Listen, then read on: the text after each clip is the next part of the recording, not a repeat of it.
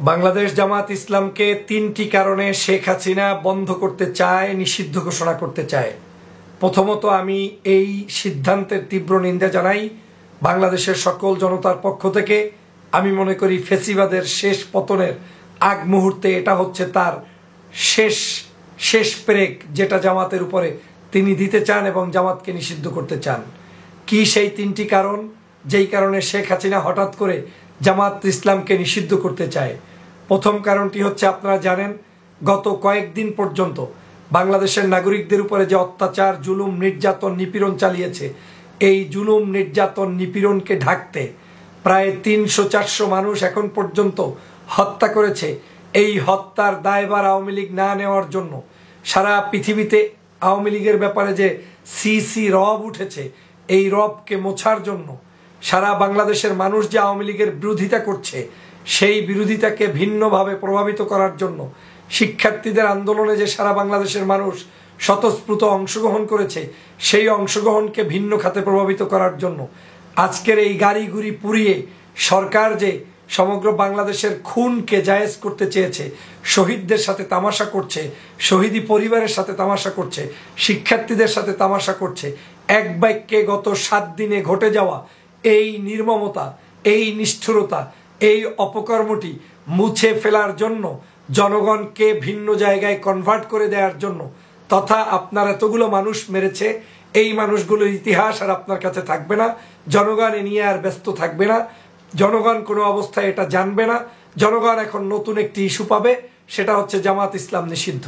এটা হচ্ছে শেখ হাসিনার পরিকল্পনার নাম্বার 1, যেটা দিয়ে তিনি তার সকল পাপ মোচন করার জন্য নিয়ত করে বসে আছেন। সেটা হচ্ছে এই কাজটি, যেটা হচ্ছে 3 কারণের 1 নাম্বার কারণ, যে বর্তমান সময়ের এই প্রবলেম থেকে উত্তরণের জন্য জামাতকে নিষিদ্ধ করতে চায়। দ্বিতীয় যে কারণটি হচ্ছে, আপনারা জানেন ফেসিবাদ এই শেখ হাসিনার বিরুদ্ধে সারা বিশ্বব্যাপী জনগণ ইতিমধ্যেই জাগ্রত হয়েছে। পৃথিবীর সমগ্র অ্যাম্বাসিগুলোতে বাংলাদেশ জামাত ইসলাম সহ বিরোধী মতের সকল রাজনৈতিক দল, তারা এই ফেসিবাদ শেখ হাসিনার বিরুদ্ধে গর্জে উঠেছে। দলমত নির্বিশেষে সবাই মিলে শেখ হাসিনার পতন চেয়েছে এবং বিশ্বের কাছে আজকের বাংলাদেশের শেখ হাসিনাকে সবচাইতে একটি জঙ্গিবাদী রাষ্ট্র ব্যবস্থা বলা হয়, জঙ্গিবাদী শাসক বলা হয়, এবং শেখ হাসিনাকে একজন ফ্যাসিস্ট এবং বাংলাদেশের একরোখা রাষ্ট্র শাসক বলা হয়। সে কারণে তার ইমেজ এমনভাবে ডাউন হয়েছে, যেই ইমেজকে তিনি আর তুলতে পারছেন না। তিনি মনে মনে ভাবছেন যে এই বাংলাদেশে যদি এখন নতুন করে আবার একটি খেলা শুরু করে দেয়া যায়, সেটা হচ্ছে জামাত খেলা। এই জামাত শিবিরকে জঙ্গিবাদের ট্যাগ লাগিয়ে তাদেরকে সমস্ত মানুষের এই যে বাংলাদেশের প্রবলেম হচ্ছে, এই প্রবলেমগুলো জামাতের উপরে চাপিয়ে দিয়ে বিশ্বের কাছে এটাকে প্রকাশ করতে চায় যে বাংলাদেশে জামাত ইসলাম নামক এই সংগঠনটি বাংলাদেশের মানুষের কোনো সংগঠন নয়, এই সংগঠনটি জঙ্গি, এই সংগঠনটি খারাপ, এই সংগঠনটি ইসলাম, এই সংগঠনটি দাড়িওয়ালা, এই সংগঠনটি টুপিওয়ালা, এই সংগঠনটি আগামী দিনে বাংলাদেশকে নষ্ট করবে, দখল দিবে, বিপ্লব ঘটাবে। এই ধরনের বিভিন্ন মিথ্যাচার, বিভিন্ন শব্দ প্রয়োগ করে বিদেশিদের কাছে জামাত ইসলামকে আজকের আলোচনায় এনে জামাতকে চাপে রেখে আওয়ামী লীগ ক্ষমতা দীর্ঘায়িত করতে চায়। আওয়ামী লীগের এখানের উদ্দেশ্য হচ্ছে যে কোনো মূল্যে বিদেশের কাছে যদি জামাত ইসলামকে হাইলাইট করা যায় জঙ্গি হিসাবে, তাহলে মনে করছেন আওয়ামী লীগ যে হয়তোবা তারা এইবারে পার পেয়ে যাবে এবং এই জামাতকে নিয়ে বিশ্বব্যাপী মানুষ ব্যস্ত থাকবে আর আওয়ামী লীগ ক্ষমতায় থাকবে। এইটা হচ্ছে তাদের দ্বিতীয় চিন্তা। আর তৃতীয় চিন্তাটি হচ্ছে, আপনারা নিশ্চয়ই জানেন যে বাংলাদেশ জামাত ইসলাম সহ বাংলাদেশের সকল বৃহত্তর দলগুলো বাংলাদেশের এই ফেসিবাদ শেখ হাসিনার বিরুদ্ধে আন্দোলন সংগ্রামে ঐক্যবদ্ধ হওয়ার কথা। ইতিমধ্যেই বাংলাদেশ জাতীয়তাবাদী দলের পক্ষ থেকে ঘোষণা করা হয়েছে, সারা বাংলাদেশের সকল দল মত, সামাজিক সাংস্কৃতিক সংগঠন যে যেখানেই আছে, সবার সাথে ঐক্যবদ্ধ হয়ে ফেসিবাদের এই শেখ হাসিনার হাত থেকে বাংলাদেশের মানুষকে রক্ষার জন্য আন্দোলন ঘোষণা করা হয়েছে।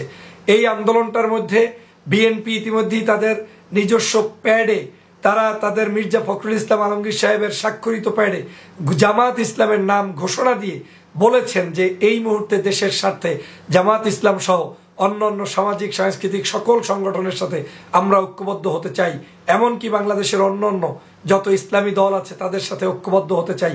একটা ইস্যুতে, সেটা হচ্ছে শেখ হাসিনার পতন। শেখ হাসিনা ভেবেছেন যে এই মুহূর্তে যদি জামাতের সাথে বিএনপির প্রকাশ্যে ঐক্য হয়ে যায় তাহলে তার ক্ষমতায় থাকার আর কোনো সুযোগ নাই। শেখ হাসিনা তাই তড়িঘড়ি করে চিন্তা করেছেন যে এখন যদি জামাতকে নিষিদ্ধ করা যায় তাহলে বিএনপি হয়তো একটা চাপে থাকবে যে বিএনপির জাতীয় ঐক্য সেটা ভেস্তে যেতে পারে, কারণ জামাত ইসলামকে সাথে নিয়ে বিএনপি তাহলে ঐক্য করতে পারবে না। এক নম্বর হচ্ছে বিএনপির এই ঐক্যে বাধা প্রদান করা। দ্বিতীয় হচ্ছে যদি বিএনপি জামাতকে নিয়ে ঐক্য করেও তাহলেও তারা দেশে বিদেশে মার্কেটিং করবে যে বিএনপি আজকের বাংলাদেশের নিষিদ্ধ ঘোষিত সংগঠনকে নিয়ে আজকে তারা আন্দোলন করছে। এই তিনটি বড় কারণকে নিয়ে আজকের এই ফ্যাসিবাদী শেখ হাসিনা মনে মনে ভাবছেন যে আজকের তারা জামাতকে নিষিদ্ধ করলে, শিবিরকে নিষিদ্ধ করলে হয়তো বাংলাদেশে এই আওয়ামী লীগের ক্ষমতা পুনর্বহাল হতে পারে, থাকতে পারে, কিংবা আগামী দিনে তারা রাষ্ট্র ক্ষমতায় বসে থাকবে। কিন্তু বাস্তবতা হচ্ছে ভিন্ন। আমি যে তিনটি কারণ বললাম এর সাথে আরো ছোট বড় অনেক কারণ থাকতে পারে, কিন্তু মূল মেজর কারণ হচ্ছে এই তিনটি কারণেই আজকের জামাতকে তড়িঘড়ি করে 14 দলের মতো, যাদের কোনো পা নাই, চোখ নাই, হাত নাই, যাদের একজন কর্মী নাই, যাদের একজন সমর্থক নাই, যাদের ব্যানার ধরার মতো 4 জন কর্মী নেই, যারা একটা জায়গায় মেম্বারি ইলেকশন করে 4টা-5টা ভোট পাওয়ার মতো যোগ্যতা নাই, সেই ইনু রাশেদ খান মেননদের মতো গণদেরকে নিয়ে আবার ঘোষণা করে জামাতের মতো একটা সুশৃঙ্খল জনপ্রিয় দলকে নিষিদ্ধ ঘোষণা করার। আমি মনে করি এটা আওয়ামী লীগের চূড়ান্ত পতনের অংশ। আওয়ামী লীগ এই জামাতকে, শিবিরকে নিষিদ্ধ করার মধ্য দিয়েই আওয়ামী লীগের রাজনৈতিক কবর রচিত হচ্ছে। বাংলাদেশের শতকরা যত মানুষ আছে এই প্রত্যেকটি মানুষই হতে পারে সে ভিন্ন আদর্শ ফলো করে, ভিন্ন দল করে, কিন্তু সামহাও সে জামাতকেই পছন্দ করে, জামাতের অ্যাক্টিভিটিসকে পছন্দ করে। হয়তো জামাতকে ভোট দেয় না, কিন্তু জামাতের আদর্শকে পছন্দ করে। সে কারণে আমি বলতে চাই বাংলাদেশের প্রত্যেকটি মাঠে ঘাটে, অলিতে গলিতে, মাটির নিচে মাটির উপরে সমগ্র জায়গায় জামাত শিবির গেড়ে বসেছে। এখান থেকে তাদেরকে মূলোৎপাটন করা এত সহজ নয়। যারা মূলোৎপাটন করতে চাইবে এবং মূলোৎপাটনে সহযোগিতা করবে তারাই মূলত দেশদ্রোহী হিসাবে জাতির কাছে তাদের নাম লেখাবে, এটা আমার বিশ্বাস। বাংলাদেশের মানুষ আজকের এই শেখ হাসিনার একরোখা নীতির কারণে আজকে তাকে প্রত্যাখ্যান করেছে। তার এই ধরনের অসামাজিক রাজনৈতিক বিরোধী কার্যক্রমের কারণে আজকে শেখ হাসিনাকে বাংলাদেশের মানুষ প্রত্যাখ্যান করেছে। তার এই রক্তচোষা স্বভাবের কারণে দেশের মানুষ তাকে এখন কোনো অবস্থায় রাষ্ট্র ক্ষমতায় দেখতে চায় না। আমরা বিশ্বাস করি সাধারণ শিক্ষার্থী সহ বাংলাদেশের বিভিন্ন প্রান্তে শিক্ষক, সুধী, আজকের যত কৃষক, শ্রমিক জনতা আছে, কেউই আর এখন এই শেখ হাসিনাকে রাষ্ট্র ক্ষমতায় দেখতে চায় না। অতএব প্রিয় বন্ধুরা আমার, জামাত ইসলামকে নিষিদ্ধ করার যে দুঃস্বপ্ন শেখ হাসিনা দেখছেন, এই দুঃস্বপ্ন আসলে দুঃস্বপ্নই থেকে যাবে, এটা কোনোদিন স্বপ্নে বাস্তবায়িত হবে না। আপনার এই 14 দলের, আপনার এই আওয়ামী লীগের জামাতকে নিষিদ্ধ করার কোনো অধিকার কেউ দেয়নি, এদেশের সংবিধান দেয়নি। অতএব আমি বিশ্বাস করি তাদের এই সকল জুলুম, এই জুলুমের অবসান বাংলাদেশের ছাত্র সমাজ, যুব সমাজ এবং রাজনৈতিক ব্যক্তিত্ববান ব্যক্তিরাই করবে। আপনারা নিশ্চয়ই জানেন সমগ্র বাংলাদেশে এখন গ্রেপ্তার আর গ্রেপ্তার অভিযান চলছে এবং মনে হচ্ছে যেন বাংলাদেশটা একটা যুদ্ধহত দেশ।